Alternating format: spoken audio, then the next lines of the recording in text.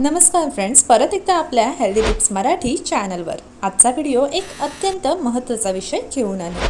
Dengue आणि malaria प्रतिबंध आणि उपचार. चला तर मग सुरुवात करूया. डेंग्यू आणि मलेरिया या दोन गंभीर रोगांबद्दल माहिती करून घेणं खूप गरजेचं आहे, विशेषतः पावसाळ्याच्या हंगामात तरी. या रोगांचं लक्षण, प्रतिबंधात्मक उपाय आणि उपचार जाणून घेणं हे आपल्यासाठी खूप उपयुक्त ठरेल. डेंग्यूची लक्षणं बरी काय आहेत? एक आहे उच्च ताप, डोकेदुखी, सांध्यांमध्ये आणि स्नायूंमध्ये वेदना, डोळ्यांच्या मागील वेदना, चक्कर आणि थकवा. डेंग्यू आणि मलेरिया हे दोन रोग आहेत जे आपल्याला आणि आपल्या परिवाराला प्रभावित करू शकतात. प्रतिबंधात्मक उपाय. डासांचं निर्मूलन.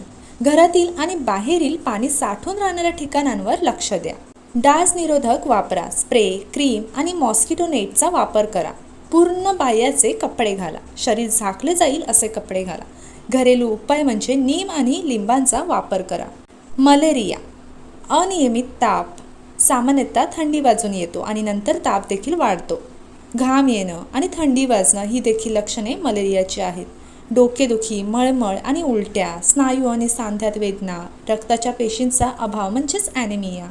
प्रतिबंधात्मक उपाय काय करू शकाल? डासांच्या चाव्यापासून बचाव. मॉस्किटो, रिपेलंट्स आणि नेटचा वापर करा. डासांचा नाश म्हणजेच पाणी साठून राहणाऱ्या ठिकाणांवर कीटकनाशकांचा वापर करा. घरातील स्वच्छता. घरात साफसफाई ठेवा आणि पाणी साठण्याची जागा टाळा. प्रोफॅलॅक्टिक औषधं म्हणजेच मलेरियाच्या प्रचलित भागात जाताना डॉक्टरांच्या सल्ल्यानुसार औषधं घ्या. आता डेंग्यूसाठी उपचार काय असेल? हायड्रेशन म्हणजेच पुरेसं पाणी प्या आणि इलेक्ट्रोलाइट्स घ्या. आराम, शारीरिक श्रम टाळा आणि पुरेशी विश्रांती घ्या. वेदनाशामक औषधे म्हणजेच डॉक्टरांच्या सल्ल्याने वेदनाशामक औषधं घ्या. मलेरियावर औषधोपचार म्हणजेच डॉक्टरच्या सल्ल्याने मलेरियासाठी विशिष्ट औषधं घ्या. हॉस्पिटलायझेशन म्हणजेच गंभीर स्थितीत हॉस्पिटलमध्ये दाखल करा.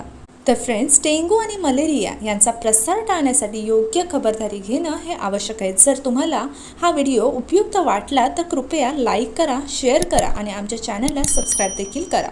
तुमच्या आरोग्याची काळजी घ्या आणि सुरक्षित राहा. पुढील व्हिडिओमध्ये भेटू. तोपर्यंत निरोगी राहा, जागरूक राहा आणि आनंदी राहा. धन्यवाद.